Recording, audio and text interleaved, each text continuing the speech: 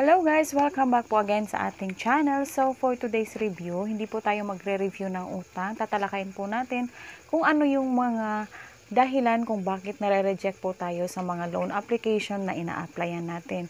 So disclaimer lamang po, this is only based on my experience. Ito po yung experience ko lamang. So iba-iba po tayo ng experience dito sa mga OLA na sinusubukan po natin. So bago yon, intro, pasok!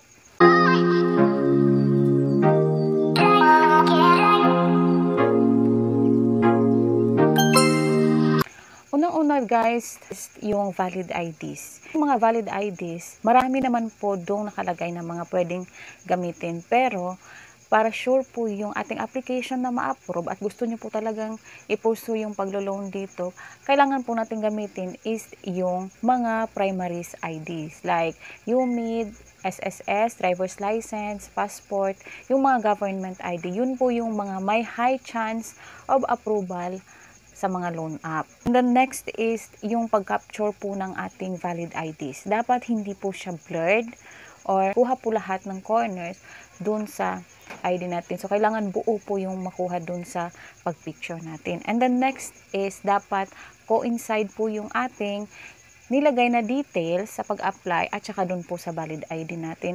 Kasi guys, yung sa akin, yung address ko dun sa valid ID ko is iba.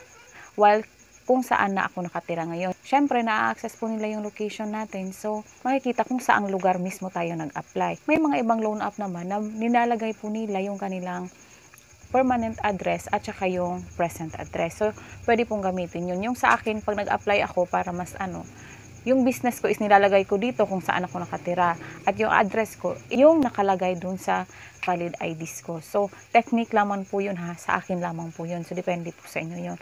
And then, next is yung self-verification.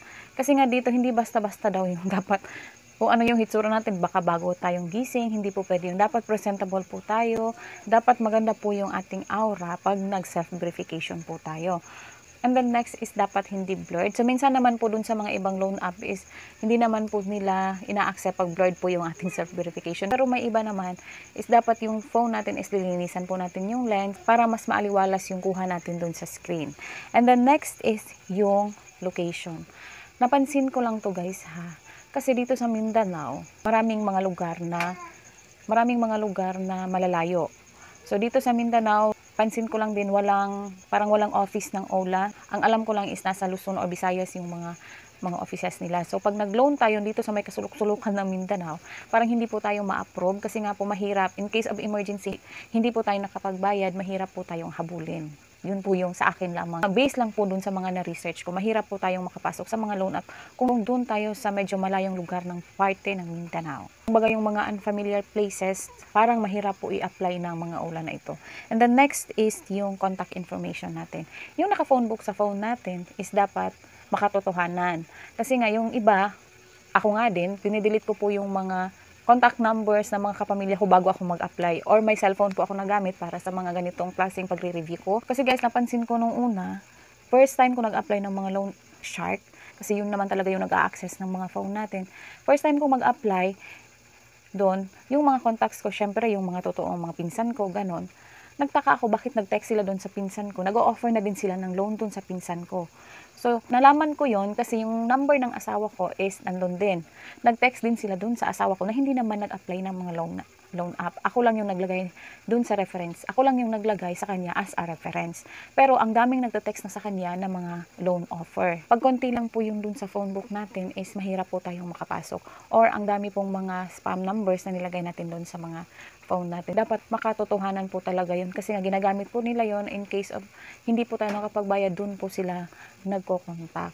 So yung iba nga, pag nag-apply tayo, tinitext po nila yun or tinatawagan yung ating mga references number. May mga loan app na gano'n, yung tinatawagan po yung nilalagay nating references. So siguraduhin po makakontak po nila yung mga nasa references natin, lalo na dun sa mga loan app na tinatawagan sila.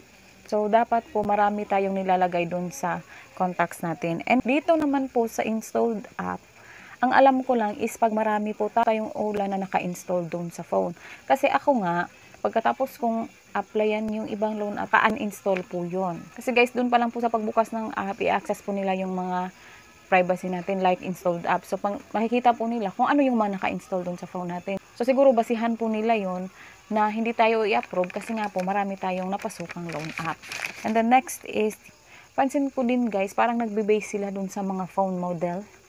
Sa akin lang naman, napansin ko lang. Next is yung sa employment, yung sa job information natin. Kasi nga, syempre doon sila magbe-base kung maibabayad tayo, may kakayahan tayong magbayad.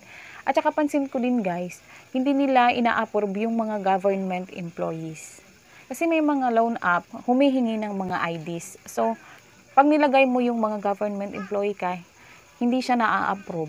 Hindi ko alam kung isa yun sa mga basihan. Comment po kayo dun kung isa po kayo sa naka-experience or kung government worker kayo na na-approve naman. Yung sa akin kasi is hindi po na-approve. Hindi po siya ma-approve ng kahit na anong loan app. So, ang technique mo na lang dito, kung mag-a-apply ka, gawin mo na lang business. Yung income natin dapat 20 above. Next is itong si mobile number. Yung mobile number, kasi ako nga is, for me nagre-review po ako ng mga loan app. So, ang dami-dami kong tinatry na mga loan app. Pagbukas ko, naka-encode na agad yung number ko doon. Hindi ko alam kung sister company yun ng mga ina-applyan ko, yung mga sinusubukan kong mga loan app, yung mga nire-review kong mga loan app. Or talagang pinapasa-pasa nila yung ating mga information pag nag-apply tayo dito, lalo na sa mga loan shark. So, mag-ingat po tayo dito, di ba? Then lastly, for me is yung may mga overdue ka sa ibang loan app. Lalo na dun sa mga legit, based on my experience dun sa mga legit like Tala, Bilis. Based sa akin is, isa yun sa mga main reason bakit hindi tayo na-approve dun sa mga ibang loan app.